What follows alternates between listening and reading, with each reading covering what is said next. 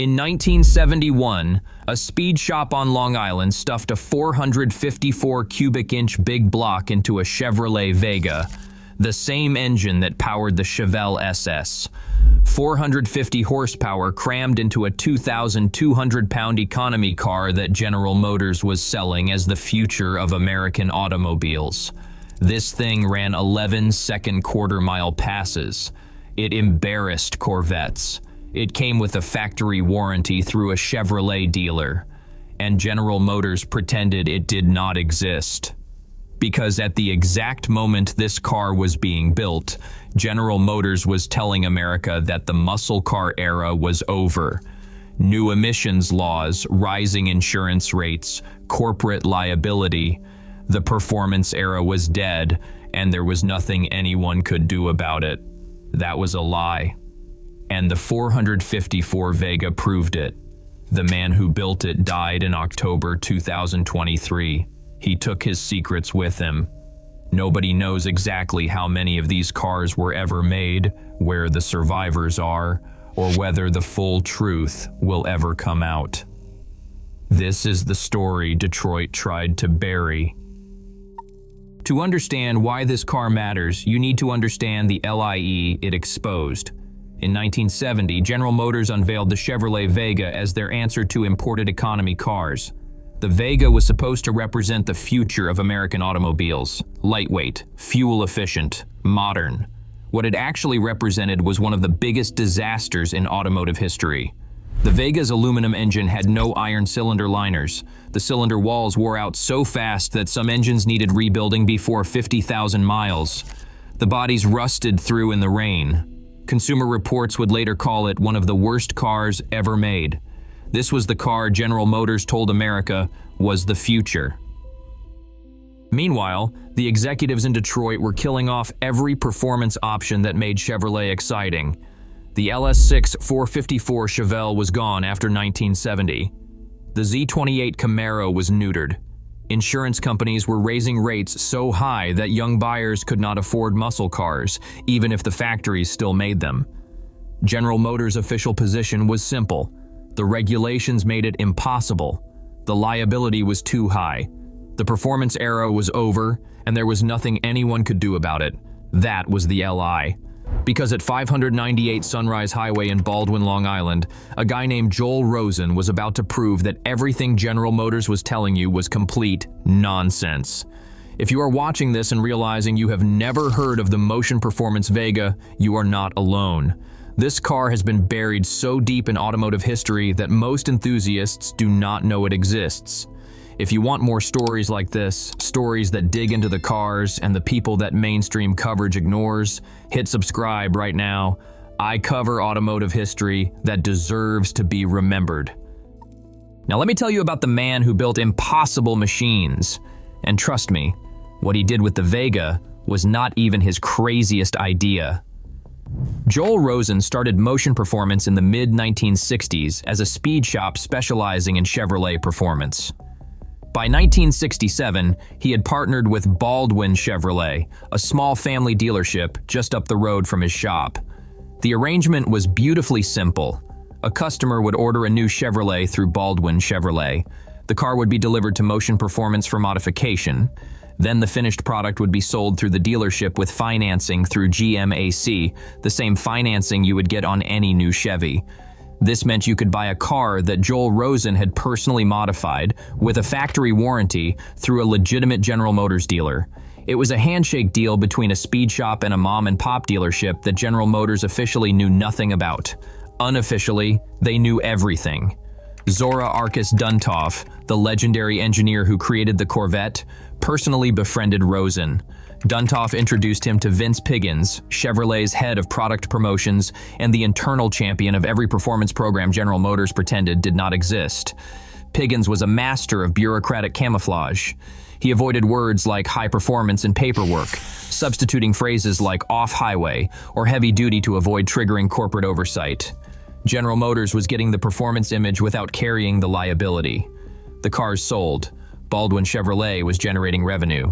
Everyone was happy to look the other way. By the early 1970s, Rosen had built his reputation stuffing 427 and 454 engines into Camaros, Corvettes, Chevelles, and Novas. These were the Phase 3 supercars. They came with a guarantee that they would run 120 miles per hour in 11.5 seconds or better at any NHRA-sanctioned drag strip. Rosen claimed there was never a single refund request, but the Phase 3 Camaro wasn't the most insane thing Joel Rosen ever built. The Vega was. The idea sounds like a joke. Take the Chevrolet Vega, a 2,200-pound economy car with a 4-cylinder engine that could barely get out of its own way, and stuff a 454 cubic inch big block V8 into it, the same engine that powered the Chevelle SS 454, the same engine rated at 450 horsepower. The joke becomes terrifying when you realize he actually did it. The conversion required cutting the firewall around the bell housing just to make room. Rosen fabricated a custom saddle-type front engine mount, similar to what you would find in early 1960s Corvettes. The stock Vega rear end was thrown away and replaced with a narrowed 12-bolt differential with 4.88 Posey gears and Summers Brothers axles. The radiator was swapped for a custom aluminum crossflow unit because the stock cooling system had no chance of keeping a 454 from overheating. Hooker headers fed side exit exhaust because there was literally no room underneath the car for a conventional exhaust system. The rear tires were N50 to 15 Goodyears that stuck out past the fender arches. The fronts were tiny F70 14s that looked comically small by comparison. The finished car weighed between 2,800 and 3,000 pounds. The stock Vega 4-cylinder weighed about 310 pounds. The iron 454 big block weighed approximately 685 pounds. That is nearly 400 extra pounds sitting directly over the front axle of a car that was never designed to handle it. The weight distribution was catastrophically nose-heavy. The suspension used springs from Rosen's own private stock with thicker wire diameter, Coney adjustable shocks, and Gabriel hijacker air shocks in the rear just to keep the back end from squatting under acceleration. Joel Rosen claimed this car could run the quarter mile in 9 seconds flat. Period journalists were more conservative. Ro McGonigal, who drove the 454 prototype for Carcraft magazine in January 1974, estimated that with slicks and traction, the car should be capable of at least high 11-second trips. For context, a 1970 Hemi Cuda, one of the most legendary muscle cars ever built, ran 13.1 seconds. The Motion 454 Vega was faster by a full 2 seconds. Let me put you in the driver's seat of this thing. You're sitting in what looks like a normal Vega. The seats are stock. The dashboard is stock. From the outside, someone pulling up next to you at a stoplight sees a grocery getter. Maybe they smirk. Then the light turns green. You floor it and something unholy happens. The front end lifts. The rear tires scream. All 450 horsepower tries to twist the entire car around its own drivetrain. You're not driving this car. You're holding on while it does whatever it wants. McGonigal wrote that the car spun its rear tires in every gear. He warned that nothing short of a set of slicks would keep you from going up in smoke when pulling out of a traffic light. The no-hop bars fought wheel hop, but street tires didn't stand a chance. The cooling system was barely adequate. McGonigal noted that the 454 engine had a tendency to spill water after 30 minutes of hot weather stoplight traffic. The massive engine simply overwhelmed the cooling capacity. He suggested cutting vents in the inner fender panels and opening up the fiberglass hood to improve airflow. Even the small block 350 version was described by Rodder and Superstock magazine as a brute, even with a relatively stock LT1 engine.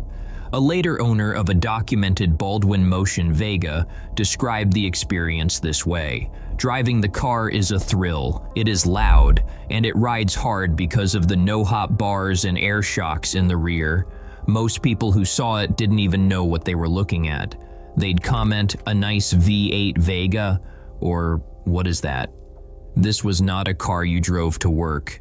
This was a car that existed purely to prove a point. The muscle car era wasn't dead. General Motors was just too scared to build what Joel Rosen had built. The article that ended everything was published in the January 1974 issue of Carcraft magazine. The headline read, "King Kong Lives on Long Island." Ro McGonigal's feature on the Motion 454 Vega was supposed to be a celebration of American ingenuity. A small shop doing what the big factories claimed was impossible. Instead, it became evidence in a federal investigation. The Clean Air Act of 1970 made it illegal to remove emission control devices from new vehicles.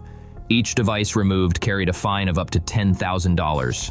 A typical Motion Vega conversion removed approximately 5 emission control devices. That meant every single car represented a potential $50,000 in federal penalties. The Environmental Protection Agency, the Department of Transportation, and the Department of Justice saw the Carcraft article and saw a target. They issued a cease and desist order against Motion Performance. Joel Rosen was facing potentially millions of dollars in fines if they decided to calculate every car he had ever built. In 1975, Rosen settled with the federal government. The total fine was $500.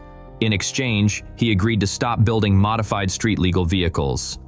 Baldwin Chevrolet had already closed its doors in 1974. The dealership partnership was dead. The big block Vega program was over almost before it had really begun. The official story was that the regulations made performance cars impossible, that the liability was too high, that the emissions requirements killed the muscle car. The real story was that the federal government had to step in and physically stop a guy on Long Island from proving that none of that was true. This is where the story becomes an unsolved mystery. Nobody knows exactly how many Motion Performance big block Vegas were ever built. Joel Rosen confirmed to enthusiast communities that total Motion Performance production across all models, including Corvettes, Camaros, Chevelles, Novas, and Vegas, was between 300 and 500 cars from 1967 to 1974. He stated flatly that he would never reveal exact numbers by model or year. The secrecy was deliberate. It maintained mystique, it protected the value of existing cars, and it made authentication nearly impossible. For the Vega specifically, estimates are all over the place. One source connected to a Super Chevy editor claims approximately 50 Motion Super Vegas were built total, of which only 2 had big block 454 LS6 engines. Other sources suggest up to 4 big block Vegas may have existed. These numbers are not necessarily contradictory. The majority of the 50 were likely small block 350 conversions. The true big block cars numbered in the low single digits. Several factors make the production numbers essentially impossible to verify. Every car was custom built to order. No 2 were identical. Some customers brought their own Vegas to Motion for conversion, creating a gray zone between shop-built and customer-supplied builds. Don Hardy, Fabrications of Wichita Falls, Texas, supplied V8 Vega conversion kits that Motion both used in-house and sold through their mail order catalog. Identical parts could appear in official Motion builds and home-built cars. Authentication became a moving target. After the EPA shutdown, Rosen continued building cars that were invoiced as for export or for off-road use only. Those builds may or may not appear in any official records. Marty Shore, Rosen's marketing partner, later admitted that he deliberately fabricated paper trails claiming cars were being exported just to throw off federal investigators. There is no VIN code, trim tag, or factory marking that identifies a Motion car. The only authentication that ever mattered was Joel Rosen's personal records. Tracking surviving Motion. Big Block Vegas is an exercise in frustration. No confirmed public auction sale of a genuine Big Block Motion Vega has been documented in the modern era. These cars are so rare they simply do not appear on the market. When they change hands, it happens privately and quietly. The known or probable survivors can be counted on one hand. The King Kong prototype, the Carcraft magazine car, appears to have survived. Hot Rod and Motor Trend published a feature on it in December 2020, and RK Motors Classic Cars in Charlotte featured it on their blog, suggesting it passed through their inventory at some point. A California car documented by the Supercar Registry around the year 2000 was a big block Motion Vega first spotted at Barrett-Jackson Scottsdale around 1990 or 1991, later sold through Boyd's Hot Rods. Its current status is unknown. A Pizza Hut Vega, apparently a corporate promotional vehicle, was photographed at Chevy Vet Fest in Chicago around 1992 or 1993.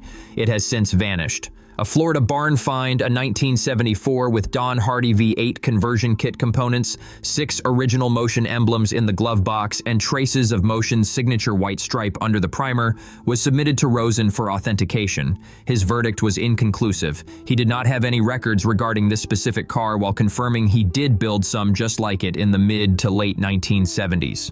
The highest recorded Vega sale on Classic.com is $68,200 for a 1972 Vega GT at Mecum in September 2025. Whether this was motion connected is unconfirmed, but the price point is extraordinary for any Vega. For context, a 1969 Baldwin Motion LS7 Camaro sold for $1.1 million at Mecum Kissimmee in January 2026. A Phase 3 Corvette brought $140,000 at Mecum in 2014. A genuine, documented big block Motion Vega would likely command somewhere between $150,000 and $500,000 or more based on extrapolation, but none has tested the public market, because almost no one can prove they have one. Joel Rosen died on October 9, 2023 in Delray Beach, Florida. He was 83 years old. He had been battling bladder cancer for a year. He entered hospice on September 30th. 9 days later, he was gone. The obituaries called him Mr. Motion. He was the man who built impossible machines when the factories said it could not be done. He was survived by his wife Judith of 62 years, his daughter Robin Sue, his son Sean, and 3 grandchildren. After the Baldwin Motion era ended, Rosen's life took unexpected turns. Through the 1980s, he kept a lower profile, building some IROC Camaros and Monte Carlos, doing work on 5.0 Mustangs and Buick Grand Nationals. He became the largest breeder of rare boas and pythons in the United States. He and Judith amassed the largest collection of rare vintage Japanese ninja dolls outside of Japan. By the mid-1990s, he had relocated to Florida and started Motion Models, a company producing museum-quality scale military aircraft and boat models. But the car world kept pulling him back. In 2005, he partnered with collectors to relaunch the Baldwin Motion brand. Their debut, a 1969 Baldwin Motion Camaro Super Coupe with a fuel-injected 540 cubic inch big block producing over 600 horsepower, won the GM Design Award at the 2005 SEMA show. It sold at Barrett-Jackson Scottsdale in 2006 for $486,000 to mega collector Ron Pratt. The most important event for this story happened in 2021. Joel Rosen decided to retire, and he sold everything. His Phase 3 427 SC Camaro, all archived Motion and Baldwin Motion paperwork, every invoice, every build record, every VIN number for every car he ever built. He sold it all to a single man, a Chevrolet performance enthusiast named Casey Alford. Alford became what the community now calls the new Mr. Motion. He is the sole authorized source for authenticating Motion-built cars. Somewhere in his files are the answers to questions the enthusiast community has debated for decades. How many big block Vegas did Rosen actually build? Which VIN numbers are genuine? Where did the cars go? Casey Alford has never publicly disclosed the Vega production totals. The answers exist. They are sitting in filing cabinets in a private collection. The question is whether anyone will ever see them. The Motion Performance Big Block Vega is not just a rare car, it is a time capsule of a moment when American automotive culture was at a crossroads. On one side, you had the corporations telling you what was possible, the regulations, the liability, the insurance, the end of performance. On the other side, you had a guy in a shop on Long Island who looked at the worst car produced by GM and saw something nobody else could see. He saw the lie. Joel Rosen proved that the muscle car era did not have to die. He proved that the technology existed. He proved that the performance was achievable. He proved that you could build a 450 horsepower economy car that ran 11-second quarter miles and sell it through a Chevrolet dealer with factory financing. The only reason the muscle car era ended was because the people in power decided it should end, not because it had to. And then they buried the evidence. The King Kong Vega sits somewhere today, maybe in a private collection, maybe in a warehouse, waiting for someone to tell its story. The production records sit in Casey Alford's archive, waiting to reveal how many cars actually existed. The survivors are scattered across the country, some documented, some hidden, some still waiting to be discovered in barns and garages where they have sat for 50 years. Joel Rosen is gone. The federal investigators who shut him down are gone. Baldwin Chevrolet is gone. But the mystery remains. How many were built? Where are they now? Will the full truth ever come out? I do not know, but I am going to keep digging. If this story hit you the way it hit me, and if you believe these forgotten chapters of automotive history deserve to be remembered, then I need you to do something right now. Hit subscribe. Not because the algorithm tells you to, because stories like this about the rebels, the underdogs, the people who built impossible machines in small shops while corporations insisted it could not be done, are disappearing. The people who lived these stories are passing. Joel Rosen is gone. The first-hand witnesses are in their 70s and 80s. The window for documenting this history is closing.